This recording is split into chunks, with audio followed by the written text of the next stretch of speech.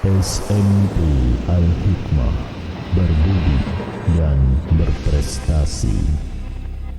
Hadirin yang dirahmati oleh Allah, saatnya kita memasuki acara inti, yaitu seminar parenting dengan tema peran orang tua dalam mendampingi anak di usia akil baligh, yang akan disampaikan oleh pemateri kita, Ustadz Bendri Jaisyur Rahman, dan sesi ini akan dipandu oleh Ustadz Reska Widya Putra selaku moderator.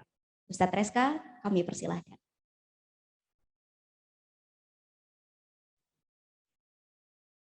Terima kasih Ananda Nafisa. Baik, Bapak Ibu, Assalamualaikum warahmatullahi wabarakatuh.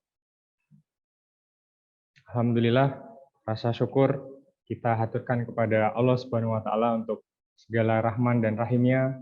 Kita diberi kesempatan hari ini untuk bisa bertemu kembali di insya Allah di agenda yang dimuliakan oleh Allah Subhanahu wa Ta'ala dalam rangka mendampingi Ananda di usia akil baliknya.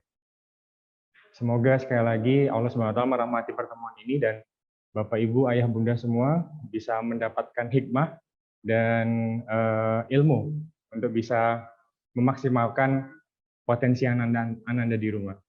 Tak lupa salawat serta salam kita haturkan kepada Nabi kita yang mulia, Nabi Muhammad Shallallahu Alaihi Wasallam. Yang insya Allah kita berharap berjumpa dengannya di Talaga Kausar insya Allah. Baik, berbahagia sekali Bapak, Ibu, Ayah, Bunda semua kita bertemu di agenda yang mulia ini.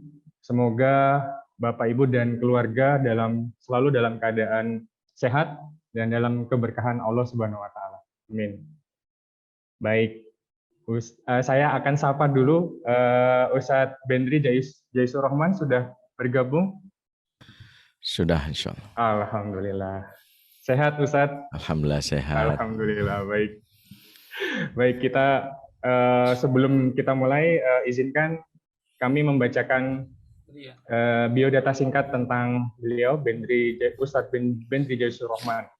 Nama lengkap beliau Bendri Jaisyur Rahman, alamat di Bambu Apus, Cipayung, Jakarta Timur, tempat dan tahun lahir Jakarta tahun 1981.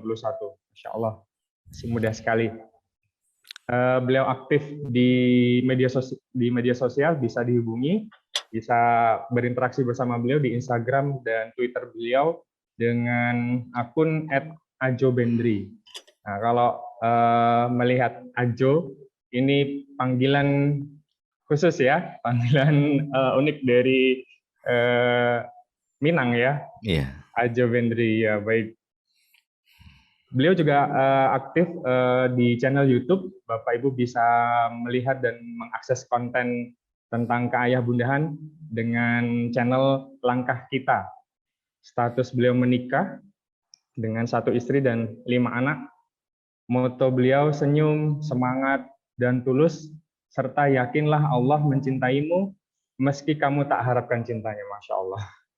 Filosofis sekali ini ya.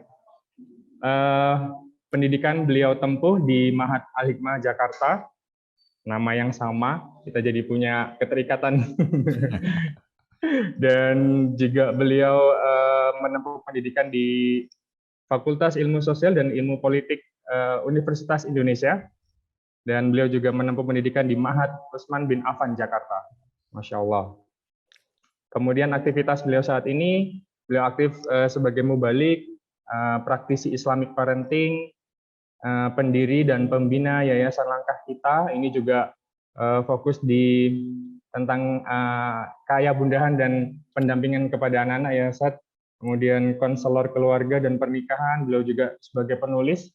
Sudah banyak karya-karya beliau yang kita bisa nikmati, buku-bukunya, Masya Allah, dan narasumber berbagai seminar, diskusi, serta sejumlah tayangan radio dan televisi, Masya Allah. Jadi memang aktif sekali ya beliau ini sehari-hari, dan kalau Ayah Bunda mungkin sempat menyaksikan juga, mengakses juga bahwa perhatian beliau di keayah bundahan atau keparentingan. Dan tanpa berlama-lama lagi, insya Allah kita akan siap mendengarkan hikmah dan ilmu yang akan beliau sampaikan. Semoga sekali lagi Ayah Bunda kita bisa memaksimalkan hari ini dalam rangka pendampingan ke depan untuk anak-anak kita di usia baliknya. Ustadz Bendri, kami persilahkan. Baik, Masya Allah, jazakallah khair ya, Mbak Rizka. Amin. Bismillahirrahmanirrahim. Assalamualaikum warahmatullahi wabarakatuh. Waalaikumsalam. Innal hamdalillah nahmaduhu wa nasta'inuhu wa nastaghfiruh wa na'udzu billahi min syururi anfusina wa sayyiati a'malina. Man yahdihillahu fala mudhillalah wa may yudlil fala hadiyalah. Asyhadu an la ilaha illallah wahdahu la syarikalah wa asyhadu anna Muhammadan abduhu wa rasuluhu alladzi la nabiyya ba'dah. Allahumma salli wa sallim wa barik ala sayyidina Muhammadin ibni Abdillah wa ala alihi wa ashabihi wa man tabi'ahum bi ihsanin ila yaumil qiyamah wa ba'd. Ikhwatal iman, a'azakumullah jami'an. Pertama kali yang kami muliakan, kami hormati Ketua Yayasan dari SMP Al-Hikmah Surabaya, Ustadz Syakib Abdullah. Yang kami muliakan juga kami hormati Kepala Sekolah dari SMP Al-Hikmah, yaitu Ustadz Anwar. Juga yang kami muliakan kami hormati ya pengurus dan ketua komite sekolah Dr. Doni Hendrasto beserta seluruh pengurus, dan juga para asatizah kita yang di kesempatan pagi ini hadir, para wali santri, wali siswa, dan para tamu dan undangan yang berkenan untuk mengikuti webinar di kesempatan pagi hari ini. Alhamdulillah Allah izinkan kita untuk bisa bersilaturahim via daring, dan kita belajar bersama-sama bagaimana meningkatkan kualitas pengasuhan kita. Dan ini kita berada di bulan Sya'ban, bulan yang sejatinya kita sudah mempersiapkan sebuah momen yang kita manfaatkan sebagai bulan pengasuhan atau bulan pendidikan, khususnya bagi anak-anak kita. Bagaimana bulan Ramadan yang akan datang sekitar kurang dari sebulan ini kita maksimalkan untuk memberikan apa yang menjadi hak anak-anak kita semaksimal mungkin, terutama bagi anak-anak kita yang hari ini sudah beranjak balik ya, atau sudah beranjak remaja ya, di mana anak-anak di usia balik ini adalah apa yang kita lihat adalah sebagai buah dari pengasuhan kita. Kalau ingin melihat aslinya atau tanaman yang sudah kita tuai hasilnya, itu adalah ketika anak-anak sudah usia balik atau remaja. Kenapa demikian? Karena sejatinya perilaku mereka di umur ini sudah menunjukkan perilaku yang menetap. Apa yang kita ajarkan kepada mereka di masa-masa dari kecil sampai usia belasan tahun, 15 tahun akan menetap, dan itulah yang kita tuai dari hasil pengasuhan kita. Sebagaimana kata pepatah, tazra'u tahsudu, apa yang kamu tanam itu yang kamu tuai. Sehingga kalau ingin kita melihat hasilnya itu, maka kita lihat dulu apa yang telah kita berikan kepada anak-anak kita di masa remaja.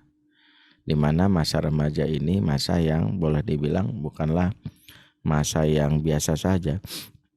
Ibnu Qayyim mengatakan ya, setan itu punya dua kesibukan yang paling sibuk di dalam kehidupan manusia, paling sibuk, di mana bekerja keras dia untuk menggoda manusia. Yang pertama, setan paling sibuk saat seseorang mengalami sakaratul maut. Di saat seorang sakaratul maut, setan itu sibuk luar biasa. Di antaranya ingin membuat seseorang mati dalam keadaan yang buruk, yang disebut su'ul khotimah.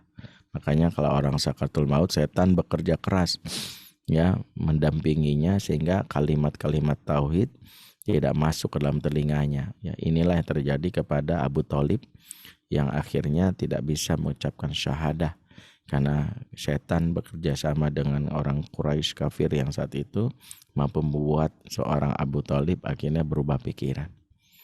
Begitu juga yang terjadi kepada orang-orang yang selama ini berada di dunia. Rasulullah mengatakan innamal a'malu bi khawatimiha, sungguh amal itu tergantung akhirnya. Makanya setan ingin Saat akhir itu saat yang menentukan, saat kritis. Maka dalam Islam kalau orang lagi sakaratul maut kan dibantu, ditalkinkan, dibantu, didampingi, jangan ditinggalkan.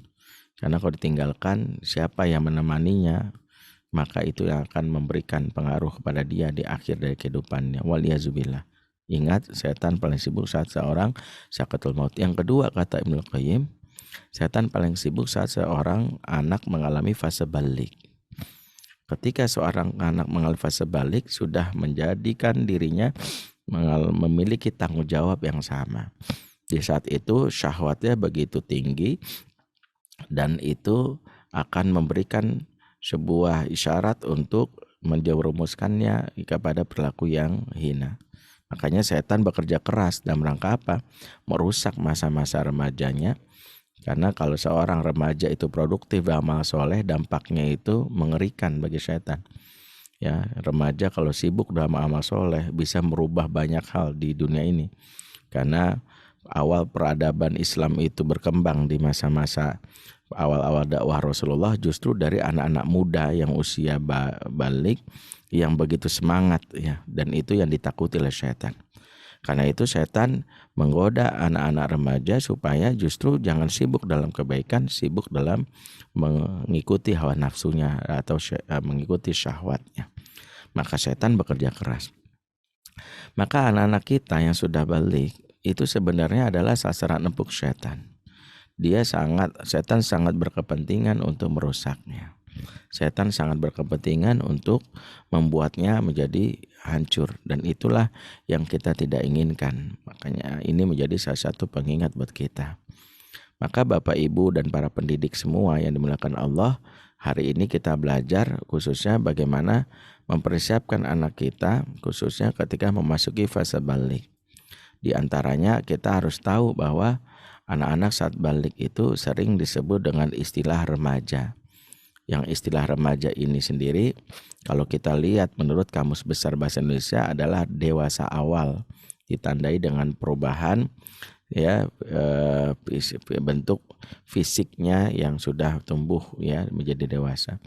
Cuman ya jadi masalah adalah definisi remaja yang kita terima saat ini merujuk kepada satu istilah yang dikembangkan oleh seorang psikolog dari barat yang bernama Stanley Hall. Kritik tentang apa yang dikembangkan oleh Stanley Hall ini disampaikan oleh Dr. Khalid Ahmad Asyantut dalam kitabnya Tarbiyatus Syababul Muslim lil Aba wa Du'at. Apa yang dikritik oleh beliau? Jadi ketika awal-awal istilah remaja ini dipopulerkan tahun 1912 oleh Stanley Hall, ada sebuah kesalahan paradigma yang sampai kepada kita sehari-hari ini. Pertama, Stanley Hall ketika mendefinisikan anak-anak remaja ini, dia sebenarnya agak kesulitan menyebut awal-awal mula. Mau disebut adult atau dewasa, tapi perilakunya kayak bocah. Karena badannya besar, tapi perilakunya kok sepertinya kayak anak-anak. Tapi mau disebut anak-anak, tapi badannya udah gede. Fisiknya udah tumbuh, bahkan tingginya ada yang lebih tinggi daripada orang tuanya. Maka supaya aman, Stanley Hall itu menyebut anak remaja itu dengan istilah teenager. Teen, dari kata belasan tahun disebut teenager. Nah, teenager ini didefinisikan oleh Stanley Hall dengan karakteristik yang dia peroleh dari anak-anak yang dia survei di anak-anak di Amerika dan di Eropa. Jumlahnya puluhan ribu.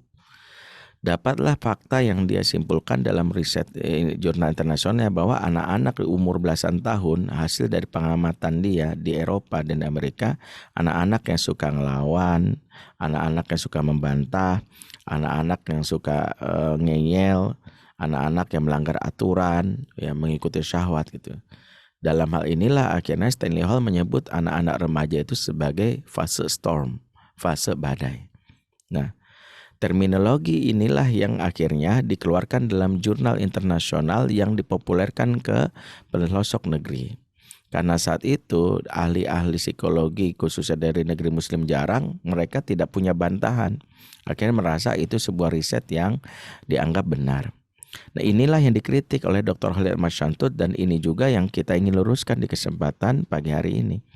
Kenapa? Kata Dr. Khalid Ahmad Asyantut, kritik ini penting untuk dipahami. Pertama, ketika dalam hal ini Stanley Hall menyebut anak-anak remaja dan istilah teenager dengan indikator-indikator sebutkan ini bahaya. Bahayanya apa? Justru kalau ini dibenarkan akan ada pemakluman terhadap kenakalan anak di usia balik.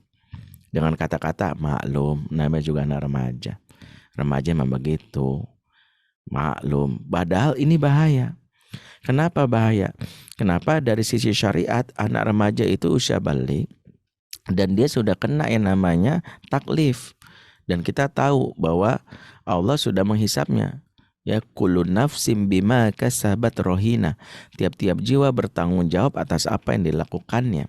Artinya dia dihisap atas perilakunya seperti saat dia ya diangkat pena, dicatat pena itu oleh Allah ya kepada saat dia sudah usia balik atau ikhtilam bagi yang laki-laki, bagi perempuan haid ya. Definisi yang kita sering dapat dari kitab-kitab fikih kan gitu, bahwa seorang disebut remaja atau balik itu 3. Yang pertama laki-laki ikhtilam, bahasa perempuan menstruasi, atau yang kedua sudah tumbuh bulu di kemaluan, sebagaimana riwayat ketika Rasulullah melakukan yang namanya ikop atau hukuman kepada pengkhianat yang ada di perang Khaybar ya. Kemudian diperiksa ya siapa yang sudah tumbuh bulu kemaluan, maka dia dapat konsekuensinya. Atau yang ketiga sudah berusia 15 tahun ya. Kenapa harus dipatok 15 tahun? Karena ada fenomena anak-anak yang mengalami apa yang disebut delay puberty. Delay puberty ini utama karena kekurangan testosteron. Saya pernah punya pengalaman menangani anak-anak yang dia baru mimpi basah umur 21 tahun. Karena dia harus disuntik oleh bapaknya dokter anak untuk bisa hormon testosteronnya muncul. Tapi secara fikih 15 tahun dia sudah kena syariat untuk dia disebut sebagai seorang yang balik. Nah kembali, definisi ketika anak kita sudah balik, dia sudah kena kewajiban. Kalau dimaklumi bahaya, maka kita akan maklumi sesuatu yang akan Allah hisap nanti di akhirat. Mohon maaf ya, kita kasih contoh sederhana. Sekiranya anak remaja kita misalnya mati gitu ya, mati misalnya, maka hisapnya di alam kubur sama. Gak mungkin ketika ditanya man robbuka, ya kemudian dijawab mau tahu aja, mau tahu banget, digampar. Gak mungkin dimaklumin, ya maklum, mungkar nakir, namanya juga remaja. Gak mungkin gitu. Kemudian ditanya, madinuka, apa agamamu? Kasih tahu nggak ya? Ditempeleng. Nggak mungkin malaikat mungkar nakir akan kita pelajari psikologi remaja dulu ya. Kayaknya memang kita harus, nggak ada. Dia nggak bisa jawab pertanyaan Allah ini, maka tempat yang buruk. Maka kata Syekh Dr. Khalid Ahmad Asyantut, kelemahan yang pertama adalah ini akan bahaya di sisi muslim. Yang kedua, disebutlah oleh Ahmad Asyantut, riset ini diragukan karena berdasarkan fakta dari penelitian anak-anak yang bersumber dari Amerika dan Eropa. Kalau dia bergeser sedikit ke anak-anak di belahan muslim yang lain seperti di Syam, di Palestina, di Syria, atau ke Turki, atau mungkin mundur sedikit generasi sahabat, fakta yang menyebutkan anak-anak menurut versinya Stanley Hall adalah suka ngelawan, ngebantah, ngeyel, gitu syawat, itu nggak ditemukan. Karena kita tahu bagaimana seorang Ali 10 tahun sudah jadi tamengnya Rasulullah. Sudah jadi tameng Rasulullah, bahkan dia siap menggantikan Rasulullah di tempat tidurnya pada saat Rasulullah harus berangkat dari kerjaan musuh. Atau seorang Abdullah bin Abbas yang dia sudah menjadi ulama di umur 14 tahun. Ya, bayangkan cerdiknya Abdullah bin Abbas sampai yang menerbitkan pertama kali Fiqhul Waqi' ya, pernah ceritakan ada salah satu orang bertanya kepadanya, ya Ibnu Abbas, apa hukumnya mencium istri di siang hari Ramadan? Anak muda ini bertanya. Maka kata Ibnu Abbas, tafadhol ya, silakan, jais ya, boleh. Kemudian tak lama ada seorang kakek tua terbalik. Yang pertama nanya kakek itu, apa hukumnya mencium istri siang hari Ramadan? Ya, kata dia, tafadhol, jais. Tak lama ada anak muda bertanya ya. Yang pertama kakek-kakek, yang kedua anak muda. Anak muda bertanya, apa hukumnya mencium istri siang hari Ramadan? Kata Ibnu Abbas, haram, mamnu, nggak boleh. Kawannya bertanya, kenapa kamu yang satu kamu pertanyaannya sama, kenapa jawabannya beda? Satu kamu bolehkan, yang satu kamu larang. Ini kok begini fikihnya gitu. Apa kata Ibnu Abbas? Kalau ada orang bertanya, lihat kondisi penanya. Yang pertama bertanya kakek-kakek, dia ini pengantin veteran. Dia cium istrinya nggak minta macam-macam. selesai, kholas, cium kholas, udah nggak minta yang lain, udah nggak mampu juga, ya. Sementara yang nanya yang kedua, ini anak muda baru nikah semalam. Kalau dia minta cium istrinya, dia minta lagi-lagi, bahaya. Maka saya bolehkan yang ini, saya haram yang ini. Itulah cerdiknya Ibnu Abbas. Umur berapa itu? 14 tahun. Seorang Usama bin Zaid jadi panglima umur 17 tahun. Menggantikan posisi Khalid bin Walid. 17 tahun itu levelnya pemimpin perang, bukan pemimpin upacara bendera. Jadi level yang luar biasa. Dan fakta-fakta yang lain seperti Zaid bin Sabit atau misalnya Khadij dan lain-lainnya, ya, yang mereka adalah anak-anak muda belasan tahun. Maka kata Dr. Khalid Masyantut, fakta ini kita wajib ragukan kalau dia hanya dasarkan anak-anak di Eropa. Nah, yang ketiga kata Dr. Khalid Masyantut, disinilah salah satu yang bisa kita ambil hikmah. Justru apa yang disampaikan oleh Dr. Stanley Hall adalah sebuah bukti bahwa inilah bobroknya pendidikan Barat. Ini harus gitu. Inilah bobroknya pendidikan Barat. Dan kata lain, justru Barat ingin memenelanjangi dirinya. Nih lihat, anak-anak kami didik cara gini, hasilnya begini. Suka ngelawan, ngeyel, suka nggak membantah. Maka mohon maaf, mungkin banyak yang nggak setuju atau nggak suka dengan pernyataan ini.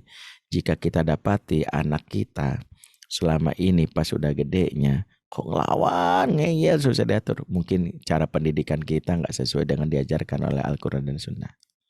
Jangan selama ini kita meniru cara pendidikan Barat yang hasilnya produknya seperti ini.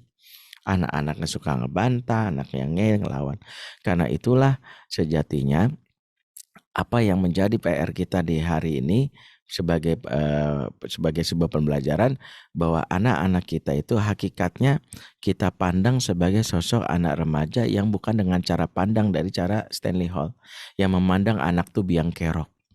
Memandang anak biang kerok ini khususnya remaja dianggap biang kerok adalah cara pandang yang sekarang masih ada di masyarakat kita. Ya namanya juga remaja, biasa begitu, suka ngelawan. Remaja memang begitu. No, tidak. Makanya Dr. Halim Masyantut mengatakan remaja ini jangan kita ambil dari definisi yang sekarang dijadikan terminologi sebagian orang Arab.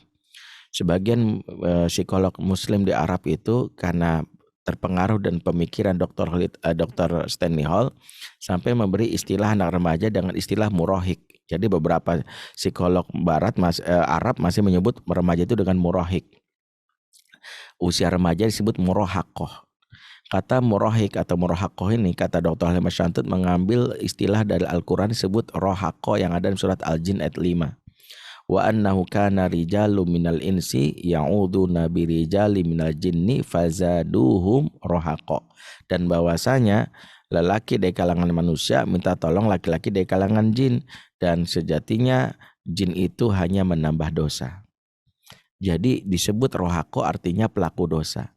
Dengan kata lain, ketika seorang psikolog Muslim menyebut anak remaja dengan murahik, dia sudah melabel bahwa anak remaja itu pelaku dosa. Itulah yang cara pandang yang menganggap, iya nih memang ngeselin dia, suka ngelawan itu. Cara pandang inilah dibantah oleh Dr. Halim Masyantut. Jangan sebut dia murahakoh atau murahik. Sebutlah sebagaimana Rasulullah menyebut remaja dengan asyabab. Rasul menyebut remaja sebagai asyabab, ya, seorang yang disebut asyabab. Kata asyabab dikata syubba.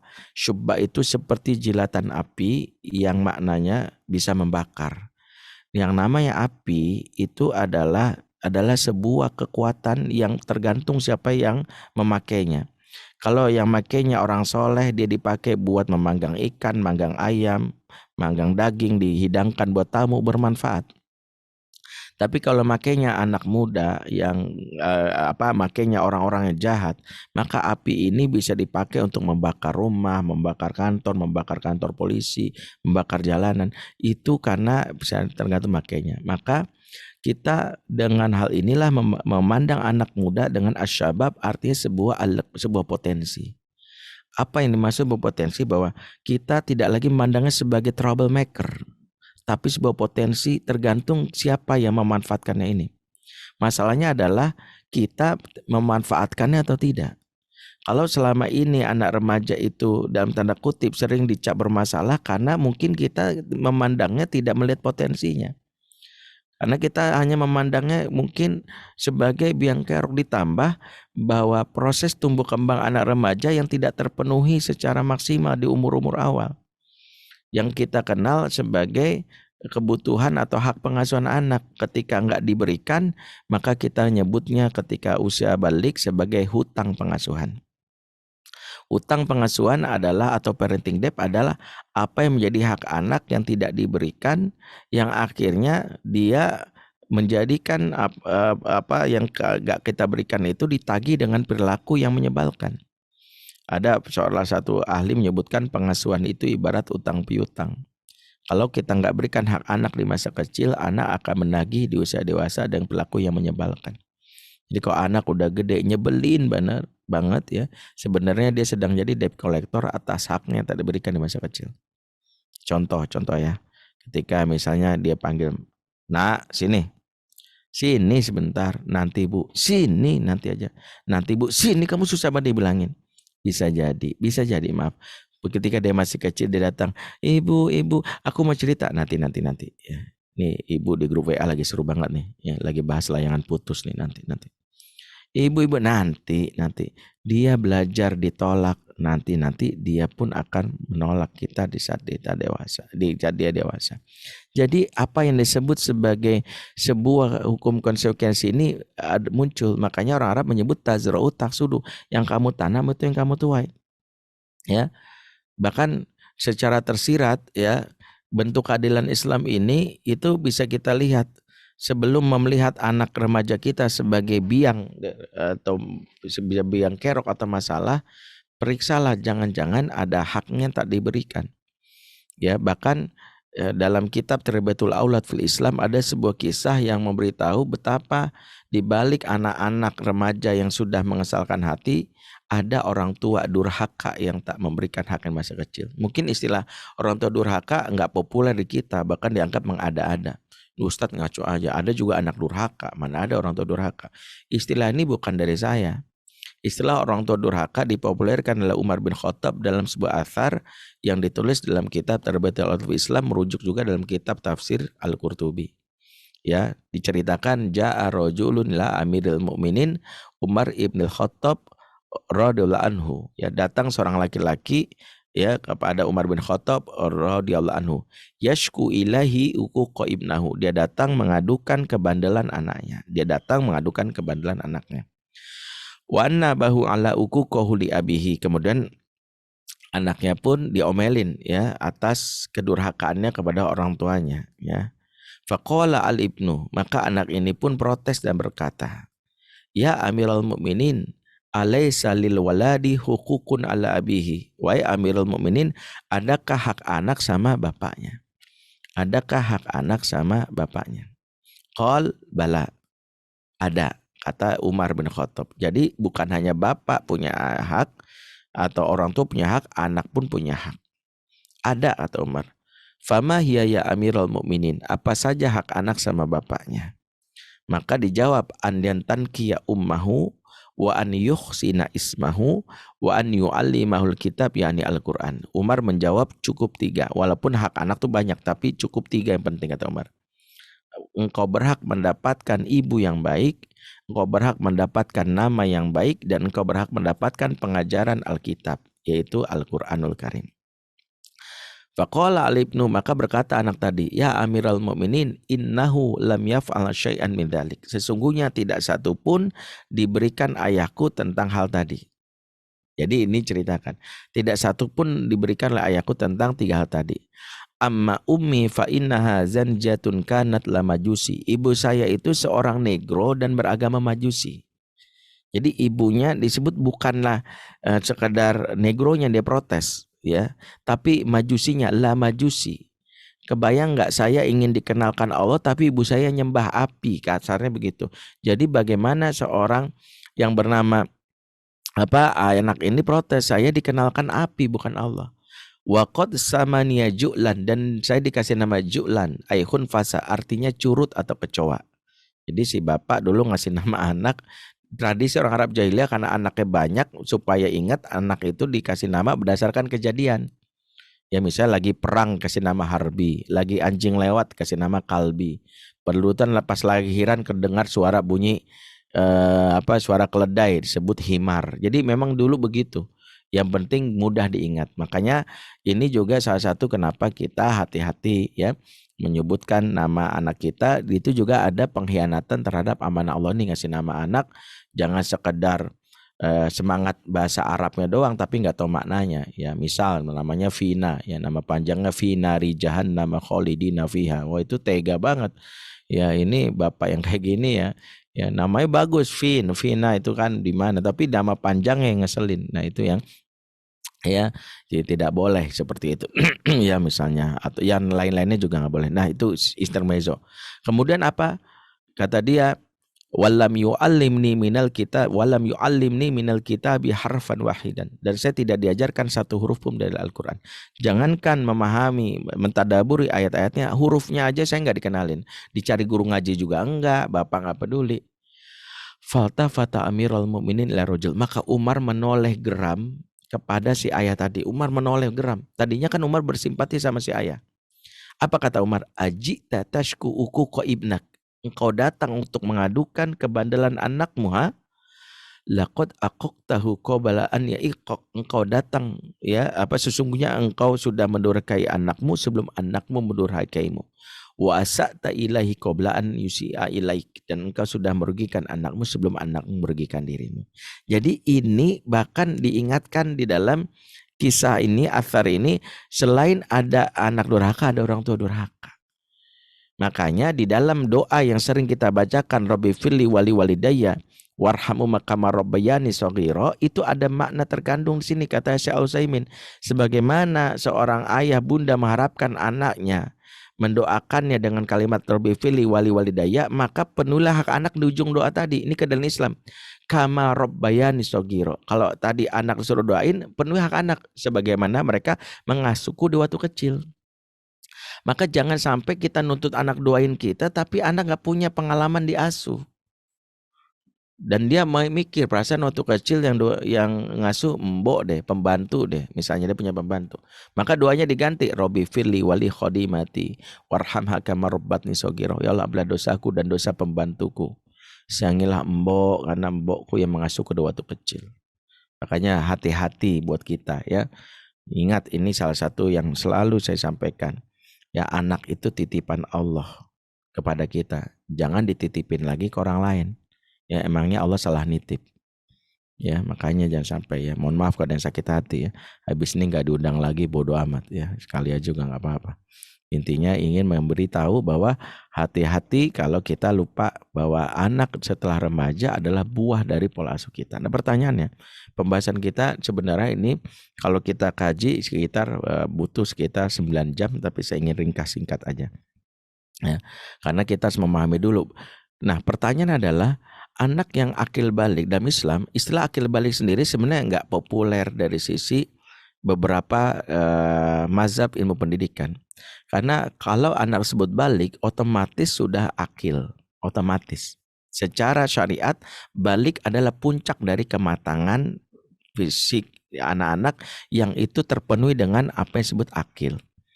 Kenapa sekarang muncul istilah akil balik? Karena memang beberapa hal yang sekarang terjadi itu menjadi renungan, bahwa kenapa harus ada kata akil di balik, pada cukup kata balik dalam Al-Quran, seperti yang disebutkan dalam surat, misalnya ketika Ibrahim menyapa anaknya dalam surat As-Saffat 102, falamma balagho ma'ahu sa'ya, ya tidak sebutkan falamma aqalla balagho, kan enggak.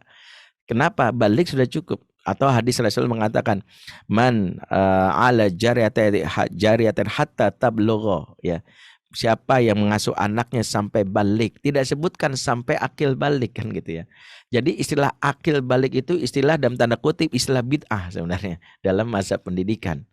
Kenapa perlu ada istilah akil dan balik? Karena ini sebagai sebuah isyarat memang banyak ortu yang lupa memproseskan anak untuk akil dulu sebelum balik. Alhasil ada anak yang balik tapi nggak akil. Kenapa banyak anak balik nggak akil? Karena ada haknya yang tidak terpenuhi, yang termasuk hak untuk mengakilkan dia. Baliknya itu kan gini, kalau balik adalah proses tumbuh kembang dari sisi fisik yang tanpa diasuh semua anak pasti balik. Paham ya? Tanpa diasuh pun semua anak pasti balik. Asal dia dikasih makan pasti balik. Karena kan ketika sering bertambah usia, dia makan dan balik itu adalah kematangan dari sisi hormon seksualnya dia, yaitu dengan kelenjar pituitari yang matang akhirnya menggerakkan bagi laki-laki nama testosteron, perempuan estrogen dan progesteron. Itu tanpa diapa-apain juga pasti nanti balik. Maka tugas kita nggak usah pusingin baliknya. Karena pasti anak kita balik. Tugas kita adalah musingin sebelum balik proses akilnya ada nggak? Karena akil inilah perlu sentuhan pengasuhan. Karena ketika anak kita balik tanpa proses pengasuhan, dia balik tapi nggak akil. Inilah yang dikhawatirkan di negeri ini, anak-anak remaja yang balik nggak akil. Dan ini sudah terjadi bahkan dari tahun 2011. Berarti sekitar 11 tahun yang lalu. Diknas sudah mencatat bahwa anak-anak zaman now ini usia psikologisnya setengah dari usia biologisnya. Usia psikisnya setengah dari usia biologis. Apa maksudnya? Kalau kita dapati ada anak berumur 24 tahun, usia psikisnya kurang lebih 12 tahun. Kurang lebih, bayangkan, kok bisa? Jangan heran kalau sempat beberapa dekade yang lalu muncul fenomena anak-anak yang usianya SMA tapi ngomongnya kayak bayi gitu. Cius, miapa, macaci gitu. Ya, mama udah maem tiang belum? Maem tiang, mama Ultraman. Maksudnya makan siang. Lah, anak SMA ngomongnya kok begitu? Jawabannya adalah karena dia tidak akil. Sebab kematangan anak dilihat dari bahasa. Kalau pengen tahu anak itu matang itu dari bahasanya. Dari bahasa. Makanya di zaman Umar bin Abdul Aziz, Umar bin Abdul Aziz sempat bertemu dengan seorang anak 10 tahun yang jadi duta mewakili masyarakatnya. Dia umur 10 tahun tapi bahasanya bagus banget. Bahasanya, tutur katanya, pilihan katanya. Kalau kita pengen tahu kematangan orang, lihat dari bahasanya. Kalau ada orang umur 40 tahun tapi bahasanya nggak jauh-jauh dari seputar selangkangan, seputar hobi, game, nggak ada sekalipun bahasa menunjukkan kematangan dewasanya. Tua dia tapi dewasa nggak. Kita ngelihat ya ini mah menang tua doang. Kelihatan banget dari bahasanya. Maka salah satu yang kita lihat kenapa anak-anak itu kok bisa disimpulkan tadi. Dia usia SMA tapi kayak bayi. Ngomongnya saja menunjukkan dia nggak berkualitas. Di antaranya adalah pola asuh yang salah. Lagi-lagi saya ingin bicara ini dulu. Nanti jangan ngomongin dulu usia remajanya dulu. Tapi kita lihat ada apa yang hilang. Pernah saya suatu hari ditelepon tahun berapa 2000 berapa ya, saya pernah ngisi kajian di sebuah radio ya, rutin dulu setiap pekan. Suatu hari ada salah satu jamaah konsultasi, Ustadz, saya mau konsultasi seorang ibu. Saya punya anak umur 24 tahun Ustadz, laki-laki, alhamdulillah dia dapat pekerjaan, udah lulus dari kuliah dan alhamdulillah gajinya bagus lah. Ya sudah lumayan gitu. Cuma saya punya masalah ini, anak saya sudah berapa hari ini setiap pulang kerja nangis terus Ustadz. Saya tanya-tanya, kamu kenapa sih? Dia nggak bisa jawab, diam aja. Besok berangkat kerja lagi, pulangnya nangis lagi gitu. Saya kan nggak nyaman, kenapa sih anak saya? Sampai hari ketiga masih nangis, mau nggak mau saya tanya, kamu kenapa? Cerita sama bunda, apa masalahnya? Akhirnya anak ini terpaksa cerita. Ternyata selama di tempat kerjanya dia selalu diomelin sama bosnya, dimarahin terus sama bosnya. Dianggap salah, dianggap begini. Akhirnya dia merasa nggak benar kerjaannya, dimarahin terus. Nah pertanyaan saya sama Ustadz, boleh nggak saya datengin bosnya, saya omelin balik itu bos? Perasaan saya sebagai orang tuanya nggak pernah marah-marah sama anak saya. Kok bisa itu bos kurang ajar marah-marah anak saya? Saya tanya gini, ibu, anak ibu, maaf, berapa tahun tadi umurnya? 24 tahun Ustadz. Laki-laki apa perempuan? Laki Ustadz. Kebayang nggak laki-laki 24 tahun menyelesaikan masalah banyak luar, emaknya yang turun. Mentang-mentang the power of mama gitu. Saya jujur aja waktu muncul istilah the power of mama, saya itu tersinggung sebagai laki-laki. Seolah-olah ingin memberitahu bahwa laki-laki di zaman sekarang nggak bisa diandelin. Harus emak-emak yang turun tangan. Saya tersinggung sebenarnya. Dan itu adalah sebuah tamparan bagi generasi yang sekarang itu disebut generasi stroberi oleh Renat Kasali. Yang mereka nggak bisa menghadapi kesulitan hidup. Kok bisa? Salah satunya pola asuhnya. Sampai saya nanya, ya Allah, 24 tahun maknya turun tangan mengatai masalah.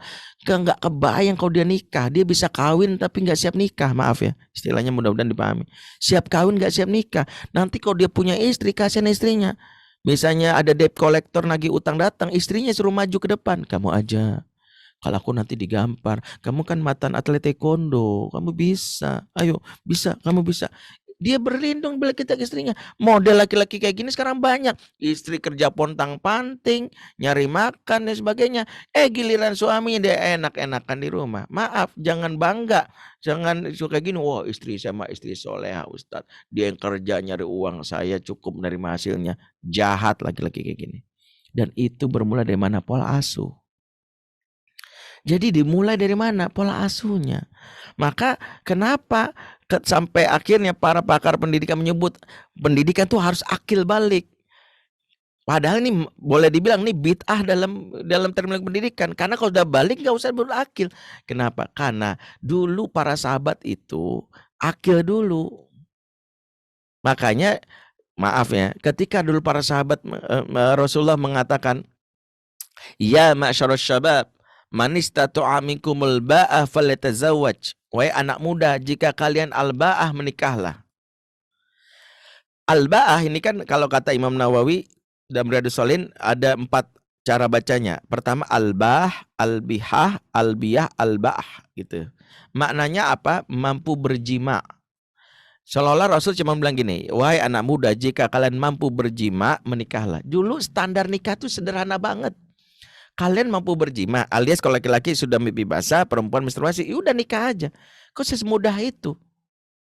Kok semudah itu? Ya, makanya jangan heran Umar bin Abi Salamah mimpi basah pertama besoknya nikah. Dan riwayat gitu, mimpi basah pertama besok nikah. Kok bisa? Karena para sahabat itu sudah matang secara akil, sehingga mereka cuma nunggu kapan saya mimpi basah. Ya Allah, udah siap nih nanggung beban gitu, kira-kira gitu. Seorang yang nggak ngerti tentang syariat Islam akan seuzon Rasulullah tuh pedofil ya. Tuh nih yang yang ngomong kayak gini, mudah-mudahan Allah beri hidayah ya. Masa Aisyah dinikahi umur 6 tahun dan baru digauli 9 tahun? Karena patokan Aisyah itu patokan zaman now. Seolah-olah anak saya 9 tahun aja ingusnya masih netes, ya memegang boneka, kemudian kemana-mana celananya jatuh, mama. Nah Aisyah nggak segitu-gitunya. Aisyah itu di umur 9 tahun saja disebutkan sudah hafal minimal 1000 hadis. Jadi kita pahami betapa ada yang hilang di pendidikan sekarang. Makanya apa yang hilang yaitu pendidikan yang membuat anak kita akil. Kalau balik nggak usah dipikirin, pasti anak kita balik. Karena balik mananya tadi. Sehingga kita tadi, kenapa Rasulullah sampai mengatakan, kalau kamu mampu berjima menikah. Karena dulu sudah sehatam mereka pendidikan pengasuhannya, tinggal siap mereka untuk menjalankan peran dalam rumah tangga. Kalau sekarang kan maaf ya, udah mimpi basah berkali-kali nggak nikah-nikah. Udah sampai kuyup bahkan mimpi basahnya. Nggak nikah-nikah, Masya Allah ya. Ini mudah-mudahan ustadz-ustadz yang sekarang udah mimpi basah kali kuyup nih ya, segera nikah. Walaupun jangan seuzon ya, walaupun wah kamu nih kayak Ustadz Bendi ya, belum tentu juga. Karena bisa jadi dia nggak nikah seperti Imam Ahmad tuh bertekad, saya baru akan menikah kalau hafal 1 juta hadis. Makanya kalau ada ikhwan dia belum nikah juga udah umur 30 tahun, kita husnuzon mungkin hafalannya baru 200.000 hadis ya. Jadi kita husnuzon, wah antum Masya Allah lagi ngafalin hadis ya, sampai nggak nikah gitu ya, luar biasa ya. Memang anak dukung gitu ya. Hadis udah hafal apa aja, baru inamal amalu biniyat. Oh Masya Allah, baru 1 hadisnya ya. Nah, berarti tinggal 999.999 lagi ya kamu hafal gitu ya. Kan targetnya 40 ya. Taib. Berarti ini menjadi kata kunci.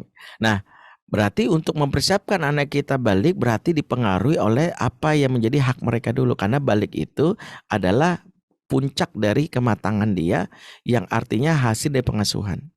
Agar anak kita memperoleh apa yang menjadi baliknya itu tadi, maka kita harus berikan apa yang menjadi hak mereka. Apa? Pertama, dia memperoleh apa yang menjadi kebutuhan dasarnya. Bahwa akil itu disebut akil, yaitu anak-anak yang cerdas secara emosi sebelum cerdas secara akal. Anak-anak harus cerdas secara emosi dulu, yaitu ketika dia merasakan ketenangan. Disebut fase hadonah. Fase hadonah adalah fase ketika anak berada dalam rahim sampai dia menjelang memayyiz. Di situ dia merasakan kebahagiaan, merasakan ketenangan, merasakan senyum dan tawa, emosinya tenang. Indikator anak-anak yang matang secara emosi sederhana, banyak senyum dan tawa. Makanya anak-anak di masa kecilnya kalau dia banyak sekali mengalami trauma, tangisan, bahkan gak bisa senyum dan tawa, berarti ada pola asuh yang buruk yang membuat dia akhirnya menjadi sosok yang nanti tidak memiliki kepekaan emosi. Dia menjadi orang yang cenderung nanti menjadi orang-orang yang agresif.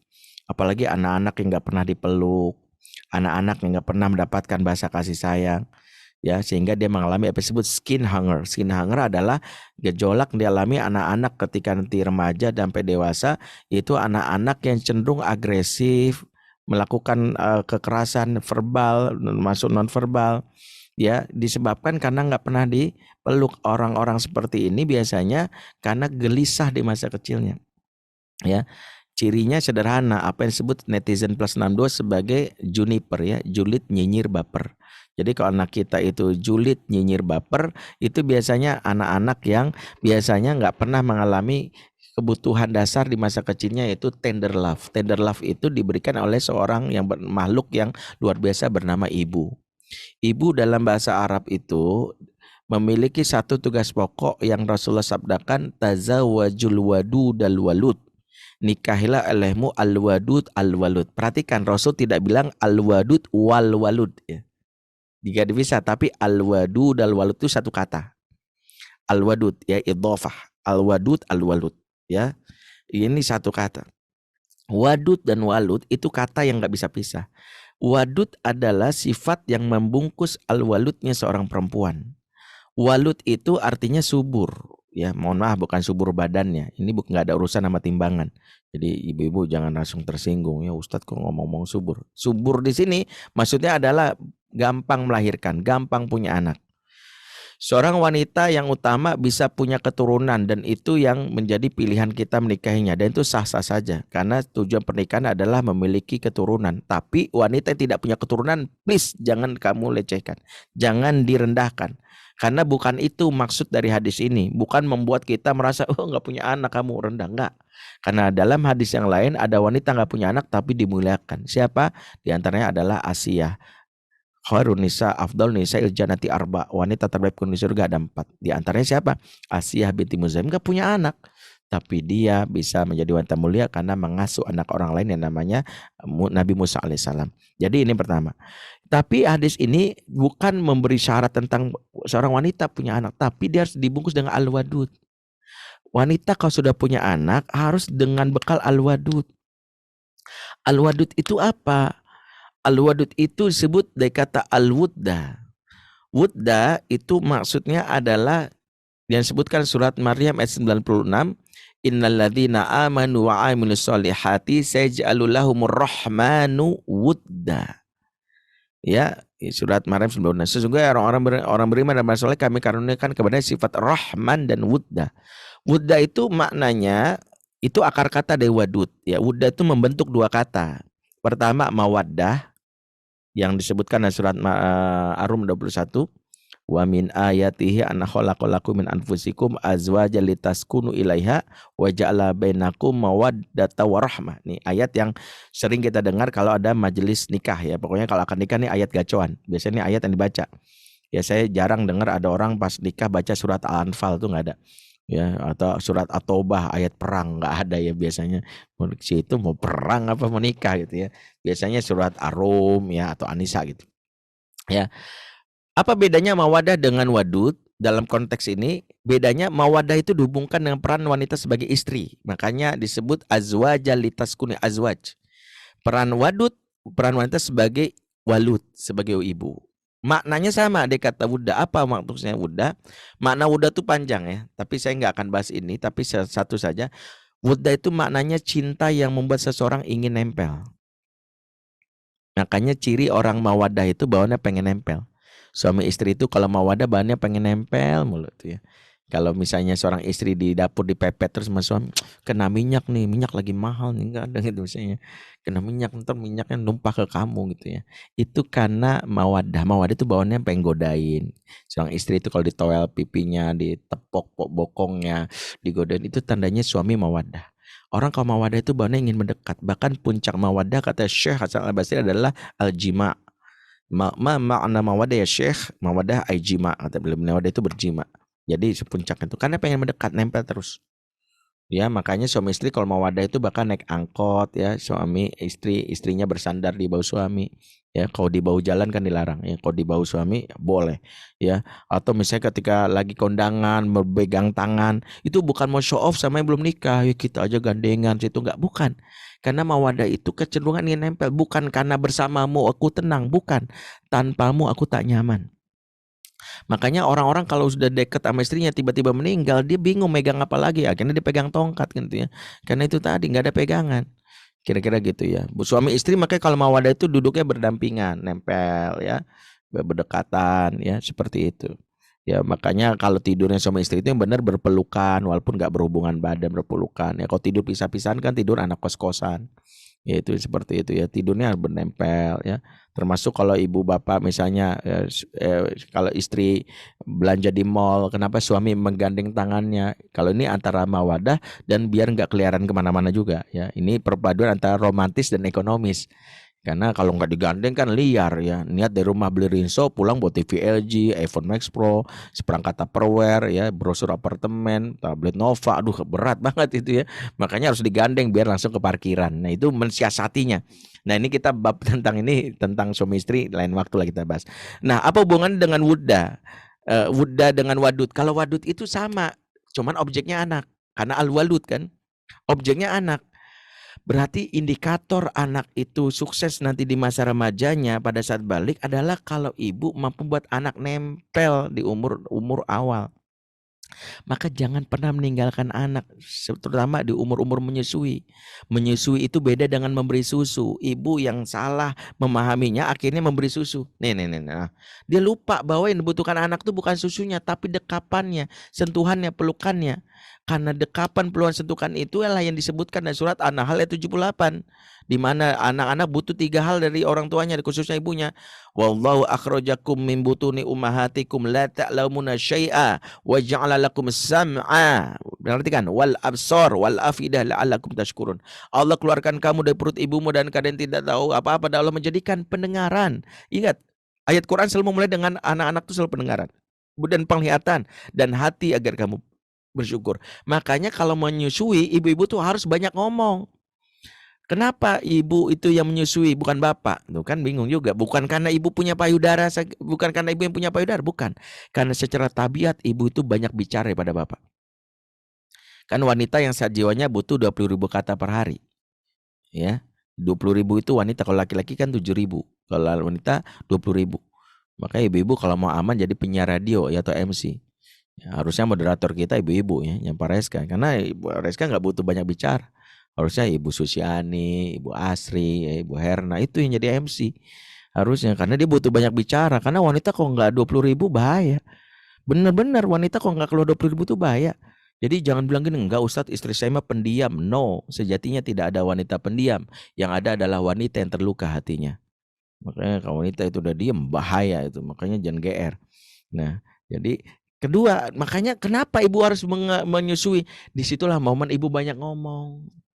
Kita melakukan namanya ini rewind dulu ya. Dulu melakukan ini enggak waktu nyusuin? Ya Allah, cah lanang, ya Allah, cah ayu, ngomong, mau nyusu iya, baca dulu ya bismillah. Jangan lagi nyusuin malah main handphone. Udah belum? Cepetan ya. Cilok, Ridi, ya besok cireng keluar. Siapa yang memesan? Ada Cimori. Yang itu ya Allah. Ibu-ibu nyusuin sambil sempet-sempetnya bisnis online. Itu membuat anak nggak dapat suara ibu. Bayi itu butuh 5.000 kata. Emang tujuan apa? Selain anak-anak menambah kosakata dari ibunya, ibu memiliki the power yang disebut familiar sound. Suara ibu itulah yang nanti menjadi penyelamat anak di saat dia merasa sedih. Buktinya apa? Anak-anak kalau udah nangis karena ibunya sering bicara, bapaknya nangis, nggak bisa. Neneknya, tiba-tiba ibu pulang dari pengajian, adek, langsung diam. Karena suaranya. Maka ibu yang tak mampu menyusui dengan proses yang benar inilah ibu yang nanti akan membuat suaranya nggak lagi diminati ketika remaja. Misalnya, Mas, apa sih Bu? Kenapa suara ibu udah nggak pernah dengar? Makanya menyusui itu proses banyak bicara. Ya Allah, jangan pakai yang dulu. Kemudian banyak melihat. Di fase ini bayi itu kan jarak pandangnya maksimal 30 cm. Ini di bawah 6 bulan jarak pandang bayi maksimal 30 cm. Di antaranya kenapa menyusui itu jarak dari puting ibu, ke wajah ibu itu nggak di bawah 30 cm. Di bawah 30 cm. Makanya waktu ibu menyusui pandang wajah bayi, dan itu dianjurkan. Baginda Nabi kalau bicara sama bayi nggak pernah dari jauh. Bahkan sengaja menjulurkan muka, menyodorkan mukanya sambil menjulurkan lidah. Kenapa? Supaya wajah Rasul itu di-scan oleh cucunya, oleh Umamah, oleh Husain, dan itu nanti harus lakukan seorang ibu kepada bayinya. Intinya di umur ini dapat, kemudian barulah dia afidah. Afidah itu dekata fuad. Fuad itu dekata tafaud. Tafaud itu artinya api yang bergolak. Maka sebagian ahli menyebut fuad itu sebagai emosi. Emosi anak baru mulai terbentuk setelah 6 bulan setelah dia mengalami kondisi stimulasi yang pas.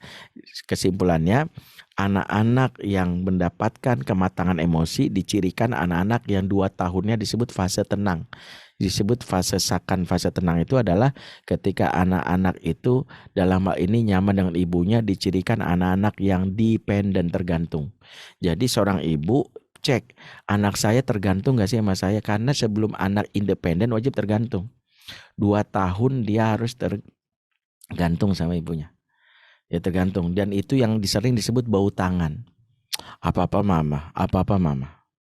Itu apa-apa mama, itu normal dan wajib. Ya, bahkan seorang ibu harus bangga kalau anaknya maunya pampersnya maunya sama mama, dibukanya sama mama. Amanya nggak mau baca buku, maunya sama mama, itu benar. Jadi jangan geer kalau anak umur 1 tahun bangun tidur bikin kopi sendiri, terus kita geer, kids zaman now, anak saya gitu loh 1 tahun bikin kopi, hebat gitu ya. Kita jangan bangga, ntar dia umur 3 tahun minta ngekos di samping TK misalnya. Ya, mama TK Ahli Hikmah kan ada kos-kosan, aku boleh ngekos enggak? Hebat banget, anak mama sudah ngekos umur 3 tahun. Sejatinya dia sedang menyampaikan kata-kata kepada ibunya apa? I don't need you, aku nggak butuh kamu. Ini yang pertama harus kita pahami. Jadi ibu memberikan apa yang disebut tender love atau al-wadud. Setelah dia lewat fase memayis, barulah apa yang harus diberikan kepada dia. Memayis itu cirinya apa? Idza arafa yaminahu ala shimalihi, jika anak sudah mampu membedakan kanan dan kiri.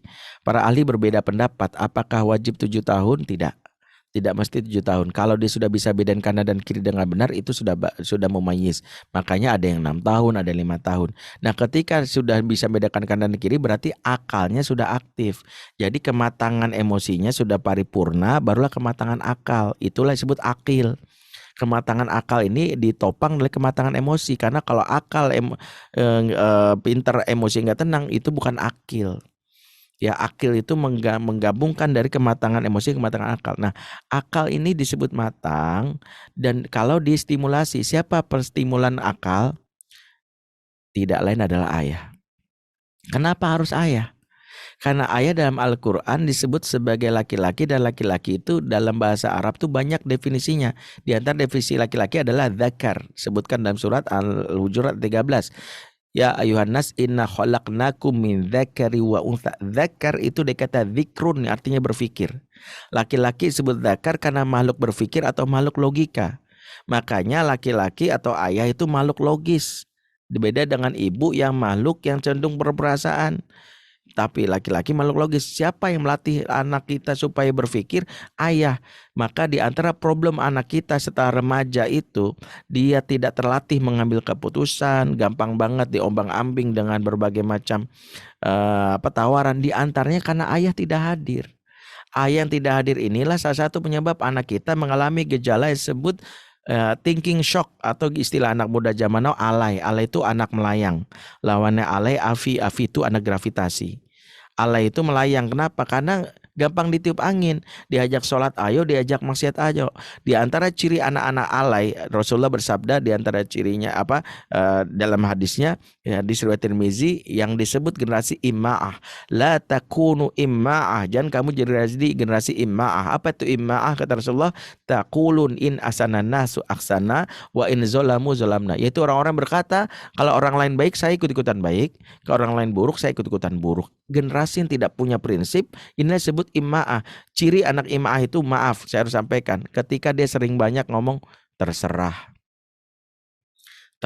dek, nanti dari SMP Al-Hikmah kamu lulus mau pesantren atau lanjut ke SMA-nya aja, terserah bunda. Masya Allah, anak bunda ini soleh banget ya, apa-apa terserah bunda. Jangan tertipu, jangan-jangan bukan anak soleh, tapi anak yang gak bisa menentukan pilihan hidup, jangan-jangan anak alay tadi. Kenapa bahayanya anak alay? Karena dia akan mudah dipengaruhi temannya. Sebagian besar anak remaja yang dalam tanda kutip ngerokok, anak remaja yang ikut nonton film porno, bahkan dia ikut dalam pergaulan buruk karena ikut-ikutan. Ibu Eli Risman misalnya ketika melakukan riset dari Yayasan Kita dan Buah Hati, dari paparannya bahwa sekitar 75% anak-anak di Indonesia sudah terpapar pornografi. Dari 75% itu 80-90% itu ikut-ikutan. Karena gak enak sama temennya. Kenapa ikut-ikutan? Karena dia tidak punya kemampuan berpikir. Ikut apa kata teman. Dan disinilah kenapa pentingnya ayah hadir. Di antara kenapa ayah itu tidak hadir, dampaknya adalah kepada perilaku. Itu membuat anak-anak tidak tahu bagaimana. Kalau dia anak laki-laki, dia tidak tahu bagaimana jadi laki-laki. Mengambil keputusan, aktif dalam organisasi, bertanggung jawab, menjalankan amanah, gak hadir. Ada ayah hadir tapi secara fisik, tidak secara psikis. Maksudnya gimana? Itulah yang terjadi sama anak-anak kita ketika balik. Oke, karena waktunya terbatas, saya singkatin ya. Berarti gimana Ustadz? Kita nih anak udah remaja. Sementara kita baru tahu, berarti kalau kita sudah sadar bahwa itu ternyata tidak penuhi dan kita disodori fakta, wah anak saya pantesan begini-begini, berarti kita mau tidak mau harus membayar apa yang disebut utang pengasuhan tadi. Dua hal yang saya sebutkan tadi disebut utang, hak anak. Dia tidak dapat tender love, tidak dapat tough love. Tough love dari ayah, tender love dari ibu. Tender love dari ibu tidak dapat karena ibu saking sibuknya, jarang meluk. Tough love dari ayah tidak pernah mendampingi anak. Maka apa yang kita lakukan, mau tidak mau kita harus membayar utang. Membayar utang paling penting satu, saya bahas ringkasnya aja. Satu, minta maafnya ke Allah dulu. Istighfar, menyadari ya Allah selama ini disibukkan banget cuma nyari duit aja. Ngakunya sayang anak tapi ternyata nggak satupun waktu buat anak. Bohong banget saya ya Allah. Nyari duit bilangnya buat anak tapi anak nggak butuh duit doang. Anak butuh ditemani, bermain, nggak pernah ya Allah. Ini istighfar karena sejatinya anak itu kan amanah dari Allah. Kita namanya amanah, minta maafnya kepada pemilik amanah.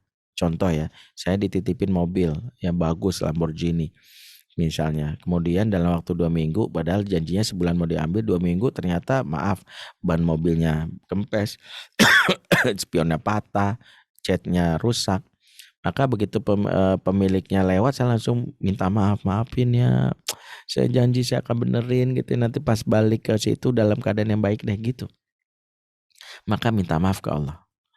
Yang kedua, barulah kita banyak-banyak ya melakukan amal soleh dulu. Karena taubat terbaik itu dengan beramal soleh yang banyak. Seperti disebutkan dalam surat Hud ayat 114, innal hasanat yudhibna sayyi'at. Sesungguhnya kebaikan yang banyak akan mengusir keburukan. Jadi kalau kita punya keburukan karena selalu banyakin kebaikan. Yang ketiga, diskusi dengan pasangan. Mulai sepakati, harus ada yang perbaiki, belajar lagi. Kau perlu sekarang ikuti kajian-kajiannya, kelas-kelasnya. Ya, kalau ingin mendidik anak laki-laki, saya punya kelas online-nya. Silakan lihat, akses di www.fatherman.id ya. Bisa diakses kapanpun. Ada 28 video yang bisa ditonton, mudah-mudahan bisa memahami. Oh, kalau anak 0-7 nih lakukan, kurang lebih seperti itu. Ya, atau kelas anak perempuan juga ada tapi belum launching. Banyak, atau nggak harus dari saya, siapapun. Bu Eli Risman ada kelasnya, Ustadz Adriano Ruspe ada kelasnya, ikut. Karena kita harus belajar lagi. Sungguh-sungguh hadapan Allah. Berikutnya mulailah baru minta maaf ke anak, sadar. Barulah kemudian menjalin hubungan baik dengan anak dulu.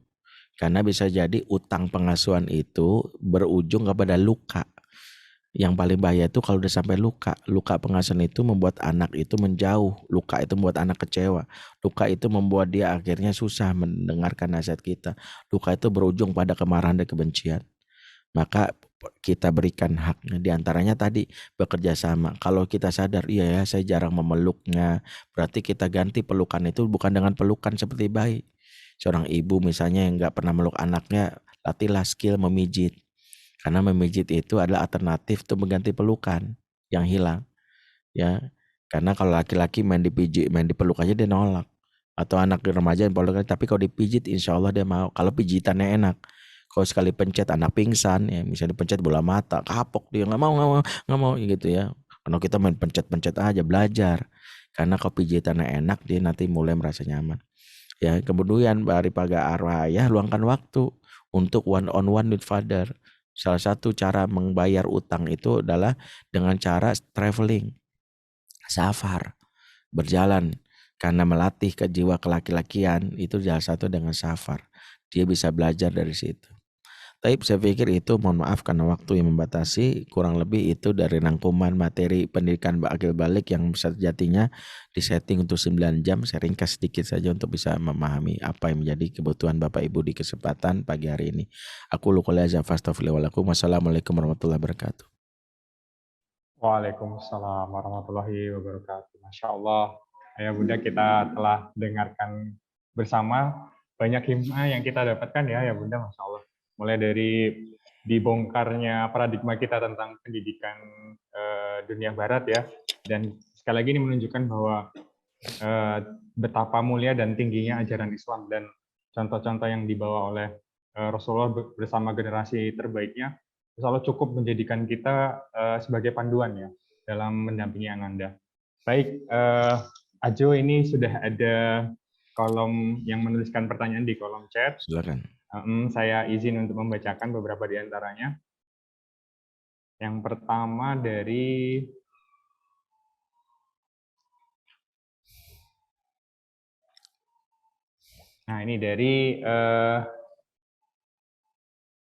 orang tua dari Ananda Alia dari 8G. Afwan, Ustadz mau bertanya bagaimana cara memperbaiki sikap anak yang terlanjur tidak baik. Nah, ini gimana nih, Ajo?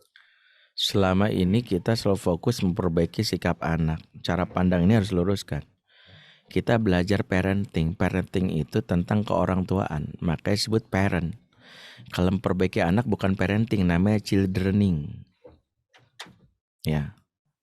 Pertanyaan Ibu mau belajar parenting apa childrening? Kalau parenting itu nggak bikin perbaiki sikap anak, perbaikilah sikap kita, karena anak itu cerminan kita. Maka perintah Quran dalam Quran itu apa? Ya ayyuhalladzina amanu qu anfusakum wa ahlikum naro. Jaga dirimu dulu. Dan keluargamu. Sejatinya yang dipinta Allah adalah perbaiki diri sebagai orang tua. Karena kalau kita memperbaiki diri tapi anak tidak berubah, Allah menganggap kita sukses. Buktinya apa? Nabi Nuh luar biasa. Allah uji dengan anaknya yang sampai akhir hidupnya mati dalam keadaan kafir. Tapi Nabi Nuh tidak dianggap gagal. Kenapa? Karena dia memperbaiki diri. Dia berusaha terus. Nabi Nuh itu sebut Rasul Ulul Azmi. Maka pertanyaannya adalah memperbaiki sikap yang tidak baik. Sebutkan apa pengaruh yang kita lakukan kepada dia sampai dia tidak baik. Carilah itu jawabannya. Jangan-jangan satu, kenapa dia tidak baik? Satu, karena dia tidak terikat hatinya. Kita mungkin ayah yang tidak asik bagi dia. Misalnya gini, sebagian besar orang tuh lupa bahwa mendidik mengasuh anak tuh punya tahapan. Di antara tahapan itu adalah at-ta'lif qabla ta'rif, at-ta'rif qabla taklif. Ikat hatinya sebelum kamu kasih nasihat. Kasih nasihat sebelum kamu kasih tugas. Kita ini langsung ngasih nasihat sebelum terikat hatinya.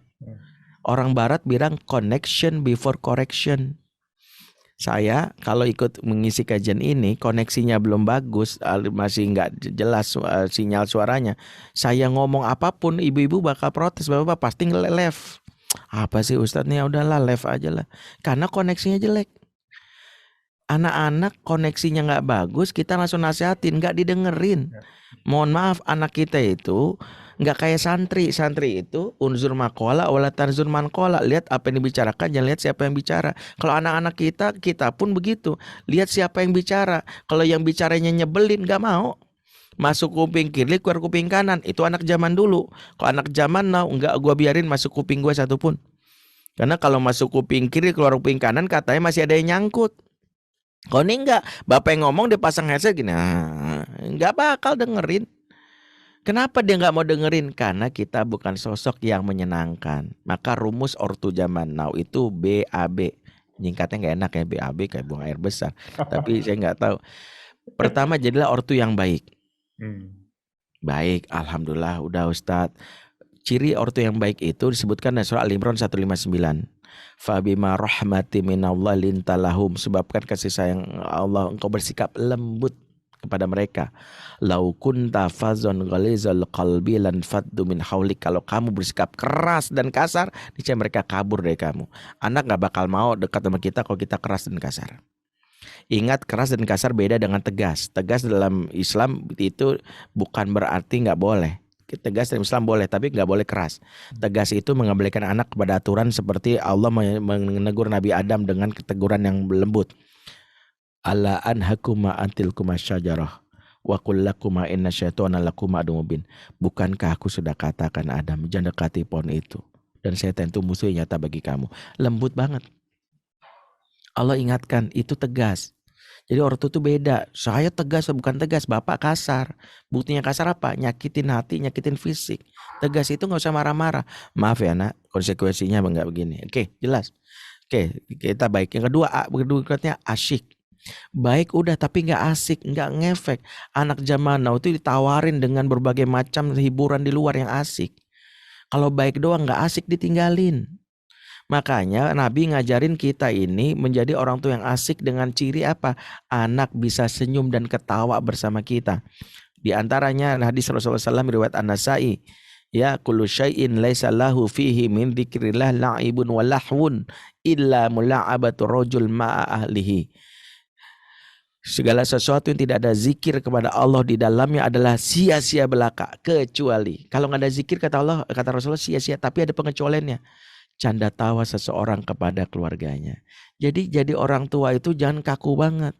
Jangan bikin anak tuh kalau sama kita tuh udah berpikir keras, diskusinya itu bikin anak stres. Lagi di meja makan bertanya, nak, menurut kamu inflasi ekonomi berapa persen di negeri ini? Ya Allah Pak, perasaan Ibu Sri Mulyani, perasaan di meja makannya nggak bahas-bahas inflasi. Pandangan kamu gimana? Kamu bela Rusia apa Ukraina? Nanti Pak, nggak usah bahas itu dulu. Yang asik-asik aja dulu. Ya sampai anak kalau sama kita tuh nggak bisa senyum tuh bahaya. Sampai dia mikir bapak gua tuh artis Korea, ya maksudnya Korea Utara gitu. Tegang banget. Sampai dia mikir nih jangan-jangan bapak Kim Jong Un lagi nyamar gitu. Karena tegang banget nih, bapak model apaan. Para sahabat walaupun memegang Al-Quran dalamnya nggak gitu-gitu amat. Di antaranya disebutkan dalam riwayat kitab Adabul Mufrad, sampaikan bagaimana seorang sahabat Zaid bin Sabit. Tahu Zaid bin Sabit? Ahli Quran, ahli fikih mawaris, fikih faraid. Dia yang disebut Al-Jami Al-Quranul Karim, yang mengumpulkan Quran. Tapi lihat akhlaknya, kata kawannya. Ma ra'aitu ahadan ajalla idza jalasa ma'al qaumi wal afkaha fi baitihi min Zaid bin Sabit. Saya belum pernah ngeliat laki-laki yang lebih gagah kalau berada di hadapan kaumnya atau koleganya, namun lebih lucu, lebih kocak, lebih menyenangkan saat di rumah dibandingkan Zaid bin Sabit. Apa maksudnya? Zaid ini contoh sahabat kalau sama teman-teman dia berwibawa. Tapi kalau di rumah bapak yang lucu, menyenangkan, bikin ketawa keluarga. Kalau kita kebalik, lagi di depan kolega kita ketawa, wah, dagelan mulu kalau sama teman. Tapi kalau di rumah sholat, dibilangin. Siapa yang kita tiru? Oke, yang kedua. Makanya anak zaman now itu malas pulang karena orang tuanya nggak asik. Saya ustadz, tapi kalau di rumah saya tanggalkan pakaian ustadz saya. Saya pengen anak saya nyaman, namanya ketawa aja. Kalau kadang-kadang misalnya bahas sesuatu, pengen tebak-tebakan. Nah, tahu nggak kenapa anak babi jalannya nunduk? Nggak tahu, Bi. Ya, soalnya dia malu ibu bapaknya babi. Nah gitu, ya kayak gitu tebak-tebakan gitu. Iya, kita bikin ke kebo apa yang capek, nggak tahu ke Bogor jalan kaki, apalagi ngesot capek. Jadi yang kayak gitu, ya kita Anak-anak tuh senang.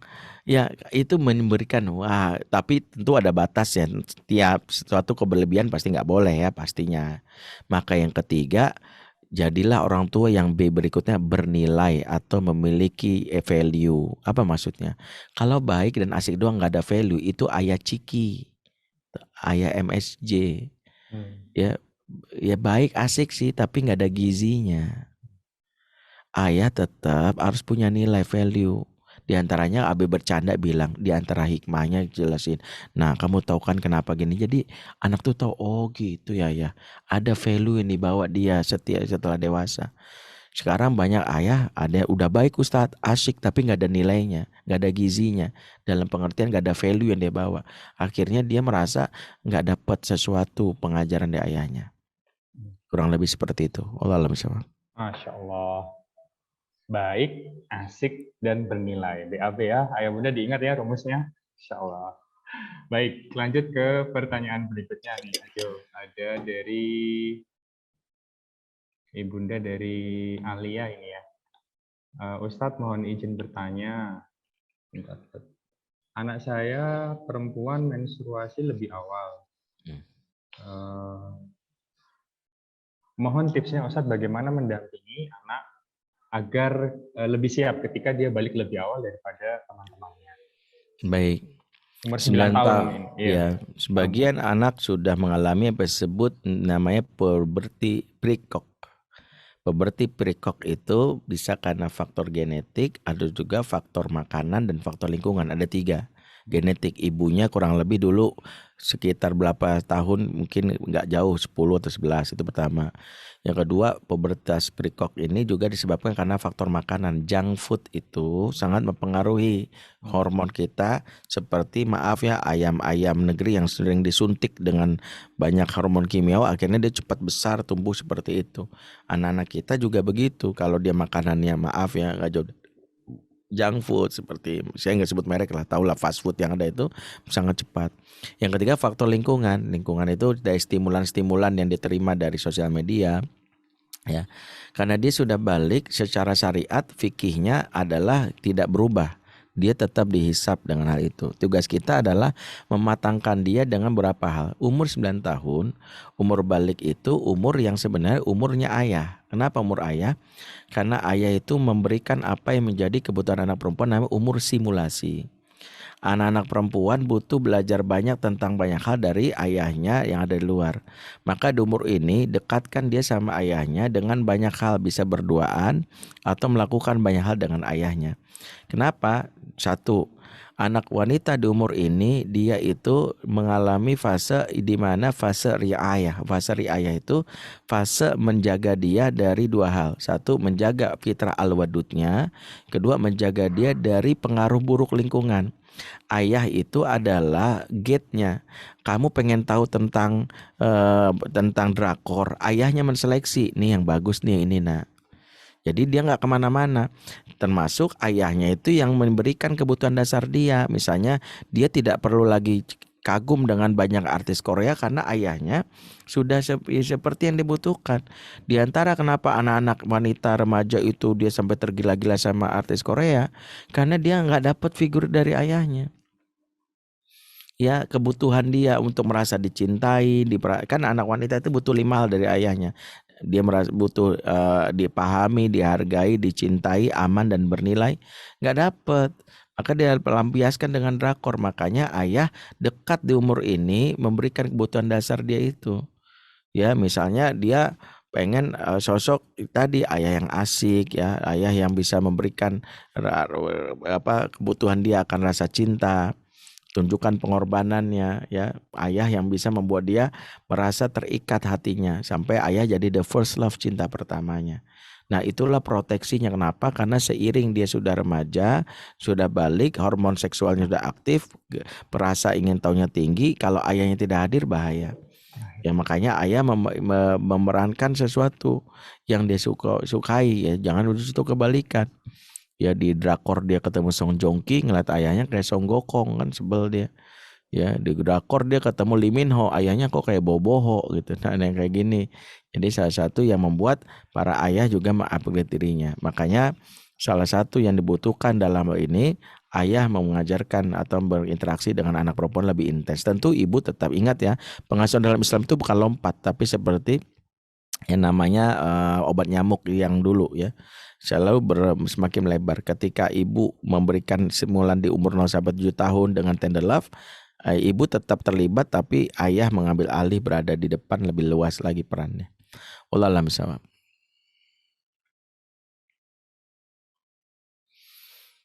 Baik, Jo, satu pertanyaan lagi boleh? Silakan. Terakhir ya ini, karena waktu yang singkat. Ini tadi dibahas tentang pentingnya sosok ayah.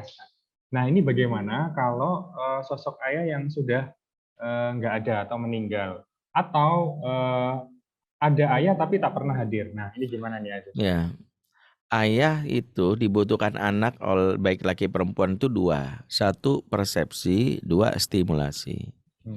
Apa yang disebut persepsi? Persepsi adalah gambaran tentang ayah yang harus ada di benak anaknya meskipun ayah wafat atau tidak ada.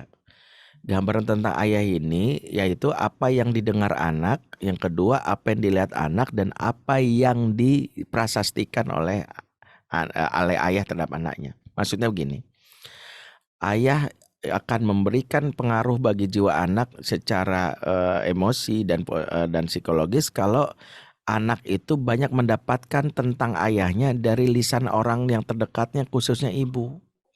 Maka kalau ayah sudah meninggal, salah satu tugas ibu menceritakan kebaikan ayah.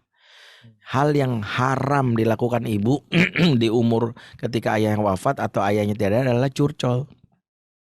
Mama nih korban bapakmu, nak.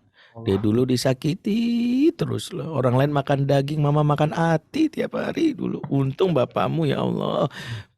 Doa mama dikabulin, nak. Emang mama doa apa? Ya Allah, masukkanlah papa ke surga kalau bisa secepatnya kan. Alhamdulillah masuk surga juga. Yang kayak gini kan buat anak mikir, sejahat itukah papaku? Kalau anak sudah berpersepsi bahwa bapaknya jahat, dia sudah menolak stimulasi keayahan. Gak bakalan mau. Makanya ini yang membuat akhirnya bilang gini, bapaknya biasanya dari suku mana, nanti dia nggak mau dari suku ini, bikin framing sendiri. Makanya di antara tradisi orang-orang soleh zaman dulu adalah menceritakan kebaikan-kebaikan ayahnya. Bapakmu perjuang, nak. Masya Allah, bapakmu tuh seorang pemberani. Kalaulah ada keburukannya, simpan baik-baik. Hudna libasulakum wa antum libasulahun. Mereka pakaian udah tutup. Tapi dia tahu dari yang lain, nggak apa-apa, kita netralisir. Nggak juga, kata siapa? Katanya papa itu suka kawin mulu ya, Mah ya. Mama ditinggalin mulu ya. Nggak juga, iya katakanlah itu kelemahan papamu. Tapi papamu itu baik kok. Dia itu orangnya pemberani. Kamu tahu nggak? Dia itu kalau mencintai orang tuh dengan tulus kayak mama nih. Waktu ngelamar mama aja, bapakmu jalan kaki dari Surabaya ke Jakarta. Mana di tengah jalan kejar-kejar anjing, kepetok tiang listrik, nginjak tai kucing, dicium bencong, dipalak preman, hampir ketangkap Densus 88, dipikir teroris. Untungnya enggak jadi. Jadi bapakmu tuh hebat. Jadi kalau anak dapat cerita yang baik tentang bapaknya, dia wow, itu memenangkan 80% pengasuhan. Maka bagi seorang anak itu yang paling berat itu adalah cerita tentang bapak dari lisan ibu, yang paling bahaya itu. Jadi ibu yang sudah suaminya wafat atau tugas ibu adalah menceritakan kebaikan-kebaikannya. Kecuali ibu merasa bahwa nggak ada baik-baiknya Ustadznya, itu udah beda. Berarti ibu harus diberesin dulu emosinya. Harus datang ke konselor karena bisa jadi punya luka mendalam terhadap pernikahan. Nah, itu. Ya, itu yang paling penting. Maka dalam surat Al-Baqarah 237 dia katakan wala tansal fadla bainakum, jangan kamu lupakan kebaikan di antara kamu. Ini salah satu isyarat betapa ini kan babnya bab cerai sebenarnya kalau kita baca dalam ayat 237 ya. Surah Al-Baqarah nih. Itu bab cerai, tapi bab cerai ini mengajarin tentang adab kalau bercerai saja suruh jangan lupakan kebaikan. Baik. Yang kedua adalah anak butuh stimulasi. Nah, stimulasi ini kalau ayahnya tidak ada, kemudian dalam hal ini ayahnya pun ada secara fisik tapi tidak ada secara psikis. Kalau saya mungkin beda perlakuannya. Kalau ayah secara fisik nggak ada alias meninggal, maka ibu sebagai single parent yang konsep single parent itu adalah be smart parent, not super parent. Ini kata kuncinya, not super. Saya katakan begini, karena banyak ibu masa jadi super parent akhirnya capek. Akhirnya ibu kehilangan kendali, pos ibu sebagai al-wadud hilang. Akhirnya ya ada marah-marah mulu. Kayak ibu lagi nyetir mobil, tiba-tiba di tengah jalan mau ada batu yang menghalangi, kemudian ibu turun dari di mobil berpikir kayak super parent, dorong batu sendiri. Ya, alhamdulillah bisa gitu. Karena super, begitu dia masuk ke kendali mobil, tiba-tiba baru terasa nih, aduh sakit lagi. Aduh terkila, aduh pinggang, aduh encok gitu. Akhirnya di sepanjang jalan tuh gelisah. Kalau udah ada orang nyapa kita nggak bisa senyum, meringis. Iya nanti. Rata-rata banyak ibu-ibu yang maksain jadi super parent, akhirnya pos al-wadudnya hilang. Akhirnya ada marah-marah mulu. Mama itu nggak, kalau nggak begini nggak bakal ada misalnya. Jadinya anak mikir, ya Allah udah bapak nggak ada, secara psikis mamanya pun nggak memberikan ketenangan. Itu membuat dia lari kepada orang lain. Makanya gini, kalau kita tahu bahwa kita ini rentan marah karena kita capek, mendingan smart. Smart itu apa konsepnya adalah mencari bantuan orang. Itulah yang dilakukan oleh Hana binti Fakhur ketika Imron wafat. Maryam itu diasuh karena dia butuh stimulasi keayahan biar tegas, maka diasuh sama pamannya yaitu Nabi Ziullah Zakaria alaihissalam. Ini Nabi Zakaria terlibat. Itulah kenapa seorang ibu kalau bisa ya jadilah smart parent, tahu ukur diri. Pos yang nggak boleh tinggalin adalah al-wadud. Al-wadud itu adalah cinta yang buat anak tuh nempel. Sebagian besar ibu-ibu single parent itu adalah nggak dekat secara emosi dengan anaknya. Padahal itu pos utamanya. Karena apa? Mengambil peran ayah. Peran ayah itu kalau kita ambil, kita kehilangan posnya, nggak pas juga. Saya apa ibu-ibu yang marah-marah mulu sama habis Ustadz nggak ada suaminya, saya udah nggak ada, suami saya udah meninggal, makanya daripada anak saya nanti ini saya omel-omelin supaya dia apa, habis nggak ada yang tegas sih di rumah ini. Saya ingin katakan kalau ibu dipaksa tegas oleh kondisi yang membuat kehilangan al-wadud, mendingan gak usah tegas. Loh kok gitu? Karena gini, satu, ibu marah-marah sama anak tujuannya apa? Biar anak saya itu ngerti aturan. Iya, tapi beberapa riset menyatakan gak efektif. Ibu marah itu gak efektif. Dapat di Jerman disebutkan riset bahwa vibra suara ibu itu kalau marah-marah mana beda dengan suara bapak. Vibra suara ibu kalau marah itu maaf ya mirip salahkan anjing pudel.